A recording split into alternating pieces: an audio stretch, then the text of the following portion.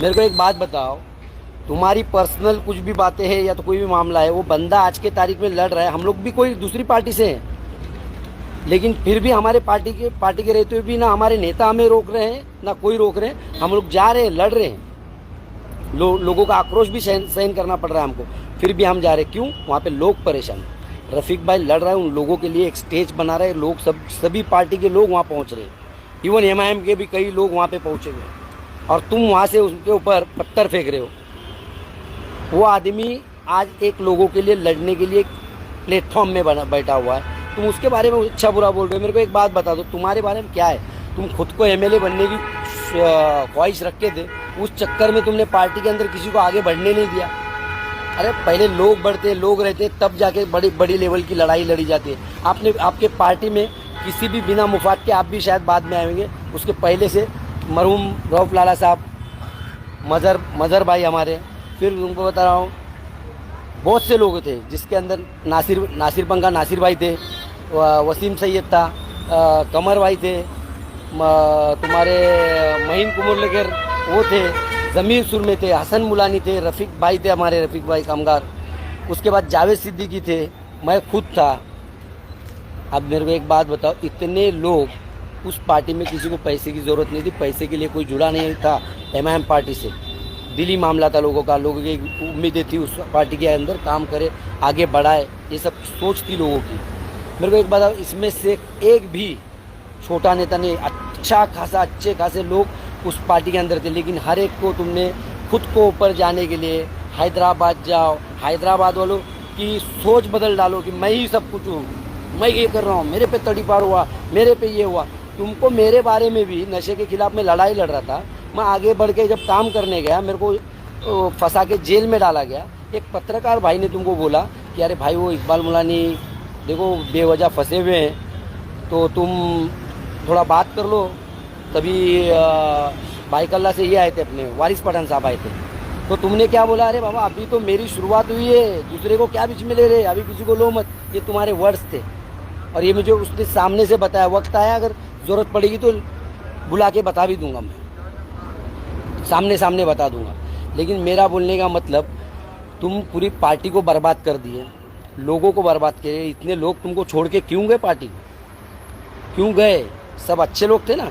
तुम पार्टी में जब तुम नहीं थे, समझो इस प्रकार, या तो जो भी थे, तो एमआईएम को नई टिकट मिलते हुए अल्तमश फैज़ी को मिली, एमआईएम ने सपोर्ट किया तो भी 30,500 वोट मिले थे। और तुम खुद सर्वे सर्वा बनते हो, है क्या सर्वे सर्वा है तुम्हारे पास? सर्वे सर्वा एक भाई हमारा है खाली तुम्हारे पास, निशान भाई, बेचारा वो भी एकदम दिल से है ना, इसके लिए पड़ा है अपना बेचारा। अदरवाइज मेरे को एक बात बता दो, कितने लोग छोड़ के चले गए?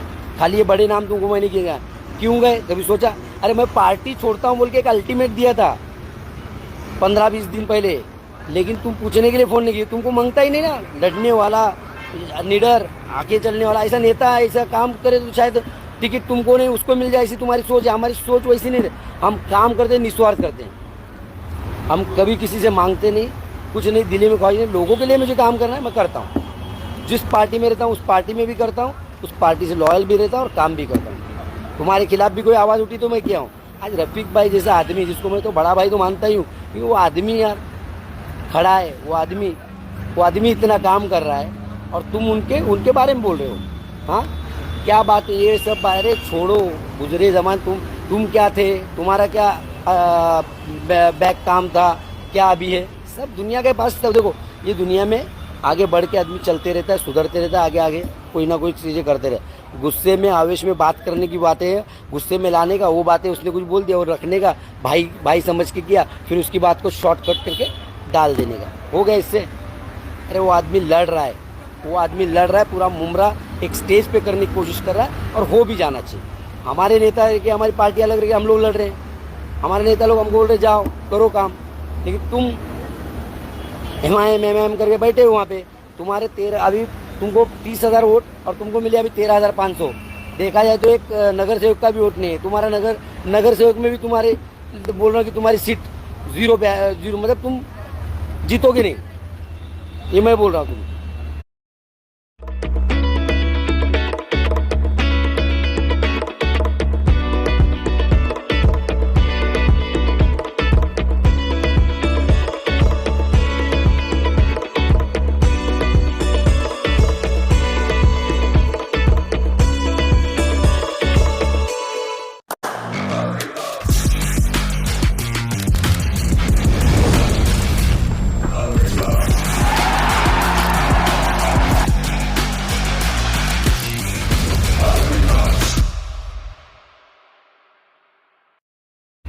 समझे।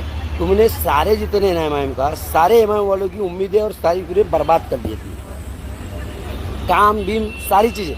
तो मतलब नहीं है तुम्हारा, बेवजह बातें मत करो। ऐसा ना हो जाए कि लोग इतने परेशान हो जाए तुम्हारे को लेके, मालूम पड़ा वो जो 13,000 मिले ना डायरेक्ट 3,000 से भी नीचे आ जाए आप। क्योंकि मुमरा सारा इनलीगल है, प्रकाश कॉम्प्लेक्स हमारा हमारा बॉम्बे कॉलोनी इनलीगल बिल्डिंग से है। और 25-25 बिल्डिंगें जब तोड़ी जा रही है और सारे इनलीगल पे कोई गाज आ गई, कोई लड़ रहा है इनलीगल के लिए, और पूरा मुमरा एक हो जाना चाहिए। तुम्हारे साथ में लोगों को भी दाव पे लगाने के पीछे रहे, खाली तुम्हारी राजनीति चमका। इस वक्त इस माहौल के वक्त तुमको ये बातें करने का वजह क्या है? तुमको तुम्हारी राजनीति चमकानी, तुम्हारी राजनीति चमकने वाली नहीं, इससे तुम्हारी राजनीति डाउन होने वाली है, समझे। लोग बोलेंगे ये देखो आदमी, एक आदमी लड़ रहा है उसके खिलाफ जा रहा है, क्यों? वो गरीबों के लिए लड़ रहा है, गरीबों की छत बचा रहा है। उसका वहाँ घर नहीं है भाई का, हमारे रफीक भाई का घर नहीं है, लेकिन तुम है पड़े हुए कि नहीं ऐसा नहीं, ऐसा है, ऐसा करो वैसा करो। अब तुम्हारे एमआईएम में कोई पैसों के लिए था नहीं ना, काम मिलने वाला था वहाँ से, फिर भी लोग थे ना, दिल से थे रफीक भाई के।